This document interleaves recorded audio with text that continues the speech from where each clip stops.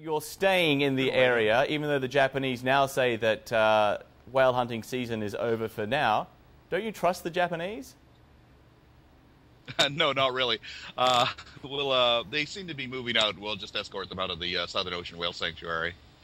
Now, Japan has called in ambassadors from Australia, from New Zealand, from the Netherlands. They've launched a formal protest against your actions. Are you concerned at all by any of this?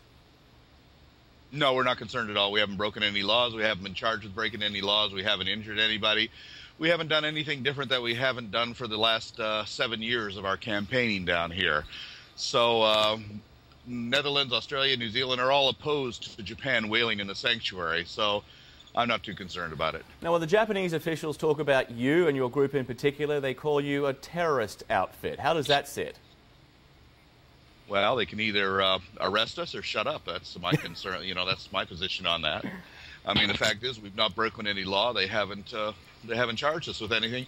We haven't even been reprimanded by our flag nation of the Netherlands. Yeah, something which I'm curious about is the TV show Whale Wars, which airs on the channel Animal Planet. How influential do you think that's been in putting at least more pressure on the Japanese? I think that Whale Wars has indeed put pressure on the Japanese. It certainly has helped us considerably. Every year we've come down here stronger, they've come down here weaker. And the extra resources that we've been able to raise, thankfully, through Whale Wars has helped us considerably. The reason that we were successful this year is that for the first time we actually had the resources available to be 100% effective. The reason that they left here is that we shut down their activities completely. They could not kill any whales. They had no choice but to leave.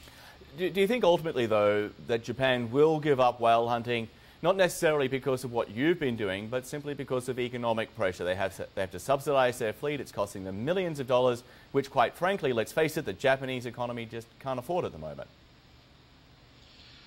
When we first began this campaign, our objective was an economic one. We said we're going to sink the Japanese whaling fleet economically, to bankrupt them. We've cost them their profits for 6 straight years in a row. This is the strategy that we incorporated. This is what we were concentrating on, was to cost them money. And so, and we have hundreds of millions of dollars.